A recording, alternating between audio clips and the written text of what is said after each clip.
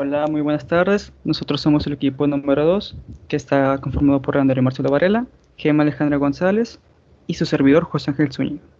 Nosotros le hablaremos sobre el espectrofotómetro ultravioleta visible.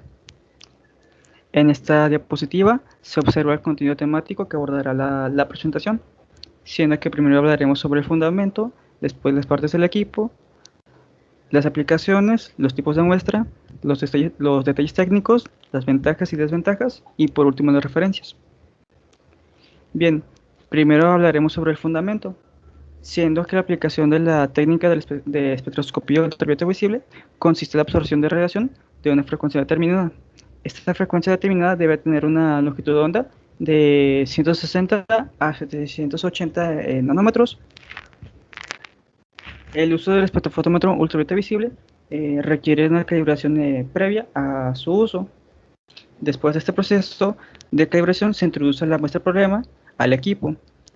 Después se emite un haz de luz conformado por diversas longitudes de onda. Estas longitudes de onda se redireccionan con varias lentes hasta, hasta pasar distintos rendijas que separan las longitudes de onda hasta solamente tener una sola longitud de onda específica. Esta longitud de onda específica provoca, bueno, que se traspase lo que viene siendo el camino óptico. Esto provoca que se dé la excitación de los electrones de valencia y se creen picos como los que se pueden observar en la gráfica de derecha.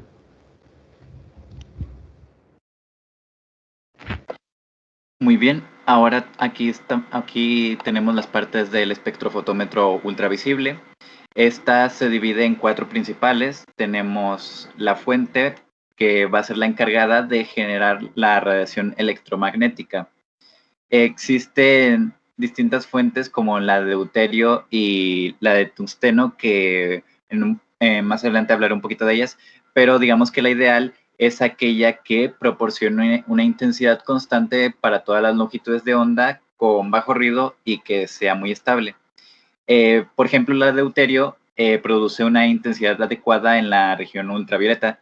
Esta se basa en la aplicación de una corriente eléctrica a un gas, de manera que las moléculas de gas que digamos, suelta colisionan con los electrones provocando excitaciones electrónicas.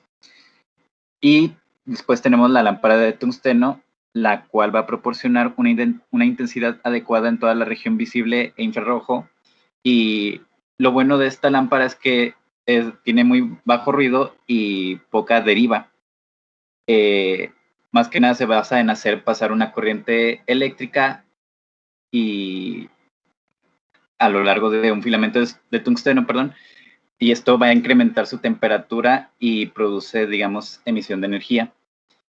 Después, como siguiente componente, tenemos el monocromador, que este está compuesto de tres partes principales. Una rendija de entrada que, digamos, delimita la cantidad de luz proveniente de la fuente, un dispositivo de dispersión que, como su nombre lo indica, va a realizar la dispersión de la luz para obtener la longitud de onda deseada. También tiene una rendija de salida por la cual la radiación monocromática es dirigida a la muestra. Esta va a ser encargada de definir la región de longitud de onda que será detectada y por consiguiente está directamente relacionada con el dispositivo de ancho de banda espectral. Después tenemos el compartimento de muestras. Las muestras que van a ser analizadas se ubican en esta parte del espectrofotómetro, donde aquí que está en la imagen entre las lentes, el lente, perdón, y la rendija de entrada. El portar muestras debe ser oscuro y estar completamente aislado para evitar errores en la medición, ya sea debido a la luz extraviada o cualquier otra interferencia. Asimismo, debe estar alineado con el haz de luz y por consiguiente no debe bloquearlo. Después tenemos el detector, que este se encarga de convertir una señal de luz en una señal eléctrica. Debe suministrar una señal ideal con bajo ruido, alta sensibilidad y a su vez amplificarla en varias etapas a lo largo de todo el dispositivo. Y ya también como no es no es como componente principal, pero es parte del espectrofotómetro y también es importante mencionarlo, son los lentes y los espejos que a lo largo de todo el recorrido de luz, esta se encarga de transmitir y enfocar la radiación a través de todas las partes del instrumento. Es importante mencionar que existen dos configuraciones para el espectrofotómetro, que está el simple haz y el doble haz. El simple haz, en esta configuración, el haz de luz sigue una única trayectoria entre la fuente y el detector. En el de doble haz, la luz proveniente de la fuente es dividida en dos haces después de salir del monocromador mediante un sistema de espejos divisores. La diferencia aquí es que el de doble haz es más preciso y más rápido a la hora de trabajar con ella. Bueno, las aplicaciones. Este instrumento es utilizado para el análisis cualitativo mediante el espectro de absorción de las moléculas en cuestión. El análisis cuantitativo con el trazo de curvas de calibración basadas en la ley de Lambert-Beer. El análisis de muestras bioquímicas, también para detectar grupos cromóforos y grupos insaturados con una longitud de onda de 200 a 400 nanómetros, y la detección de especies absorbentes, no absorbentes y mezclas de sustancias. En la siguiente tenemos una gráfica que representa la longitud de onda máxima de absorción.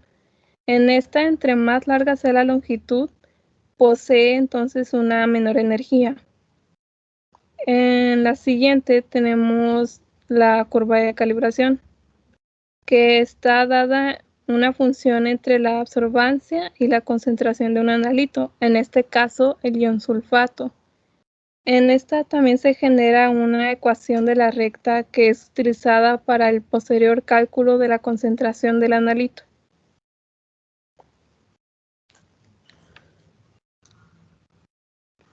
Después tenemos aquí los tipos de muestra. Primeramente, las muestras deben ser bien etiquetadas y acondicionadas para su identificación. Luego ya la muestra deberá presentarse en disolución, siendo una concentración adecuada para el análisis. La disolución del analito debe ser estable en condiciones de almacenamiento y análisis. Y para finalizar, el volumen mínimo de líquido a analizar debe ser de 3 mililitros. Las muestras sólidas deben ser placas con dimensiones de entre 20 por 20 y 0.5 milímetros de grosor. En caso de que la muestra sea en polvo, esta debe estar molida y no ser abrasivo para el equipo.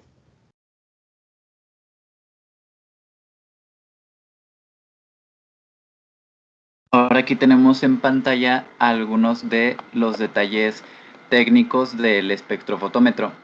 Como había dicho antes, tiene varias lámparas. Está, por ejemplo, la de tungsteno y deuterio, y su vida útil es de 2000 horas. Su intervalo espectral está entre 160 a 780 nanómetros. Trabaja con una temperatura de 15 grados Celsius a 35 grados Celsius. Su ancho de banda espectral es de 1 nanómetro. La indicación de la longitud de onda va en incrementos de 0.1 nanómetros. Su fijación de la longitud de onda va en esta misma cantidad de incrementos y puede ir en incrementos de 1 nanómetro al establecer un intervalo de barrido. Y su repetitividad espectral es de más menos 0.1 nanómetros. Ventajas y desventajas, siendo que las principales ventajas es que, bueno, el espectrofotómetro ultravioleta visible nos ofrece unos resultados bastante confiables y de manera muy sencilla, ya que su interfaz es bastante amigable e intuitiva. Además de que llevar a cabo un análisis con el espectrofotómetro es bastante viable, ya que es bastante barato, bajo en costo. Y las principales desventajas encontradas es que, bueno, cada vez que se va a emplear el espectrofotómetro ultravioleta visible, se requiere una calibración manual por lo cual lo que se debe hacer es calibrar el instrumento. Este proceso de calibrado va a tomar un tiempo de 10 a 15 minutos. Y si quedan restos de muestras anteriores, bueno, estos actuarán como interferencias, provocando que se dé una absorbancia errónea y por consecuente se detengan resultados que no son válidos para el análisis. También, si no se le da el mantenimiento adecuado, cualquier parte del espectrofotómetro puede llegar a interferir en el análisis de la muestra. Ya por último tenemos las referencias y esto sería todo de nuestra parte. Gracias por vernos y hasta la próxima.